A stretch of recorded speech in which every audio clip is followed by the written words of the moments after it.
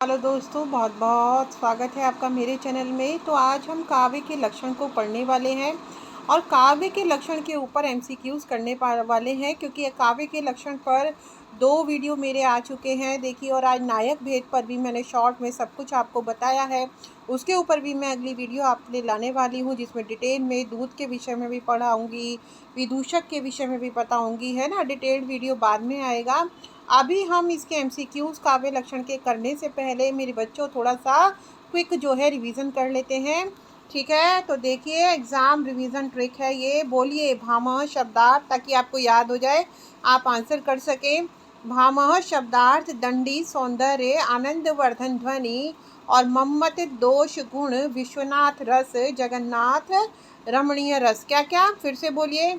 भामह शब्दार्थ दंडी सौंदर्य आनंदवर्धन ध्वनि मम्मट दोष गुण विश्वनाथ रस जगन्नाथ रमणीय अर्थ। बस ठीक है। चलो अब आगे चल के हम लोग वस्तुनिष्ठ प्रश्न इसके देख लेते हैं। अब शुरुआत वाले एमसीक्यूज का आंसर देख लेते हैं।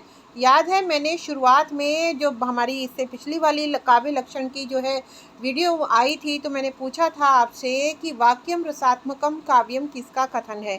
क्या पूछा था? वाक्यम रसात्मकम काव्यम किसका कथन है। तो देखिए, ये आंसर किसका है? विश्वनाथ जी का है। ये आंसर हो गया आचार्य विश्वनाथ, ठीक है। देखो, उनकी प्रसिद्ध परिभाषा क्या है? वाक्यम रसात्मकम काव्यम, अर्थात रसात्मक काव्य ही, रसात्मक जो वाक्य होते हैं वही काव्य है। ये किसने कहा है? आचार्य विश्वनाथ जी ने। किसने कहा है? आचार्य विश्वनाथ जी ने। चलो फायर, अब हम कर लेते हैं फाइनल रैपिड फायर एमसीक्यूज जल्दी से, ठीक है। वो वीडियो में भी मैंने एमसीक्यूज पहले मैंने सोचा था उसी में करा दूं, फिर मैंने देखा बच्चे इतनी लंबी वीडियो एक साथ देखते नहीं हैं। धीरे धीरे मैं भी स्टूडियो में एनालिसिस करना सीख रही हूँ बच्चों, तो ये मैंने दूसरी वीडियो बनाई है। जल्दी से आप लोग मेरे लिए यह करो कि मेरे लिए ये वीडियो शेयर कर दो, और लाइक शेयर सब्सक्राइब, और सब्सक्राइब के साथ कमेंट भी अवश्य करें। चलो, क्वेश्चन है, शब्दार्थों सहितो काव्यम किसका कथन है। शब्दार्थों सहितो काव्यम किसका कथन है? तो ये है भामह जी का। अपने हर एक वीडियो में मैं आपको ये याद करवा रही हूँ, और यही आपको लिख कर आना है। हर बार चित्र भी बना के दिखाती हूँ कि इस तरीके से क्या होगा, टीचर के पेन से मार्क्स टपकने लगेंगे, और 75% भी तब आप लोगों के लिए कोई बड़ी बात नहीं होगी, बड़ी बात नहीं रह जाएगी, ठीक है। बहुत छोटी बात हो जाएगी, बड़ी बात नहीं होगी, ठीक है। तो आप लोगों को ये चीज़ें याद कर लेनी है मेरी बच्चों। शब्दार्थों सहितो काव्यम, शब्दार्थों सहितो काव्यम किसने कहा है? भामह जी ने। आगे चलते हैं। ध्वनि सिद्धांत के प्रमुख आचार्य कौन है? ये भी बार बार बताती हूँ। हम कहते हैं वॉल्यूम बढ़ा दो, यानी वर्धन, यानी ध्वनि। तो ध्वनि सिद्धांत के आचार्य आनंदवर्धन। और ध्वनि जब हमें सुनाई देने लगते हैं, सुंदर सुंदर म्यूजिक, तो क्या होता है? आनंद में हमारे वर्धन होता है। तो आनंदवर्धन जी का है ध्वनि सिद्धांत मेरे बच्चों। ये एक याद रखने की ट्रिक है, इसके पीछे लॉजिक तो कुछ भी नहीं है मेरे बच्चों, ठीक है। अच्छा, वाक्यम रसात्मकम व काव्यम किसकी परिभाषा है? ये अभी अभी हमने डिस्कस ही करी है। तो ये है हमारे विश्वनाथ जी की बात, ठीक है। अच्छा, अब हम इसके आगे चलते हैं। अगला हम लोग देख लेते हैं, क्या है अगला हमारा, कि रमणीयार्थ प्रतिपादकः शब्दः काव्यम। क्या है हमारा? देखो, किससे संबंधित है? क्या? रमणीयार्थ प्रतिपादकः, रमणीयार्थ प्रतिपादकः शब्दः काव्यम किससे संबंधित है? तो पंडित राज जगन्नाथ जी से। किससे? पंडित राज जगन्नाथ जी से, पंडित राज जगन्नाथ जी से। यानी first option is the right answer मेरे प्यारे बच्चों, ठीक है। फर्स्ट आंसर आपका सही हो जाएगा, पंडित राज जगन्नाथ जी, ठीक है।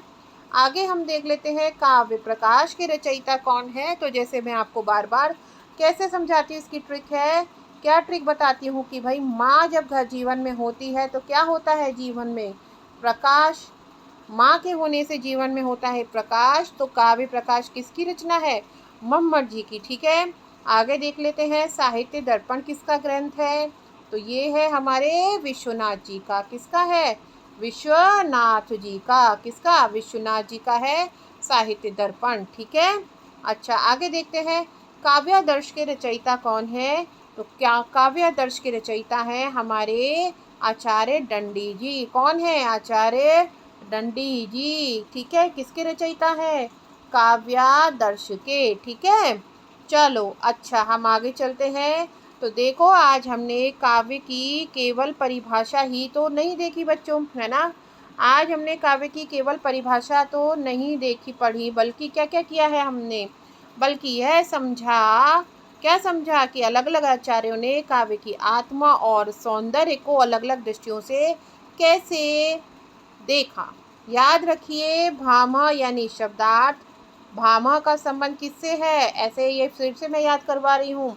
भामह का संबंध है शब्दार्थ से, दंडी जी का सौंदर्य से, दंडी जी का सौंदर्य से, आनंदवर्धन का ध्वनि से, मम्मट जी का दोष गुण से, विश्वनाथ का रस से, जगन्नाथ का रमणीय रस से। ठीक है, मेरे साथ साथ 5 बार सुन लीजिए।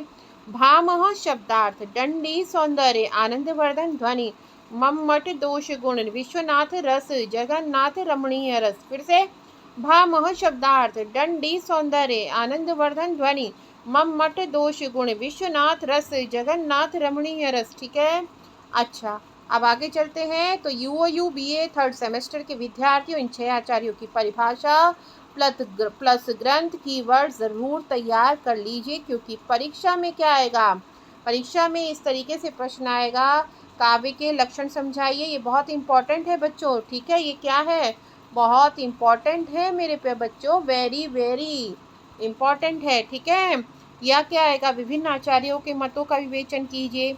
तो जैसा प्रश्न इन दोनों में से कोई भी आ सकता है। ठीक है, अच्छा और अगर देखो आप समझकर लिखेंगे तो अंक भी आप लोगों को पूरे मिलेंगे। तो वीडियो पसंद आए तो लाइक करें, अपने यूओ साथियों के साथ शेयर करें, और ऐसे ही exam oriented Hindi literature lectures के लिए चैनल को सब्सक्राइब ज़रूर करें। जय हिंद, जय भारत, जय संस्कृत माता की। धन्यवाद बच्चों, कमेंट ज़रूर कीजिएगा और शेयर अवश्य कीजिएगा।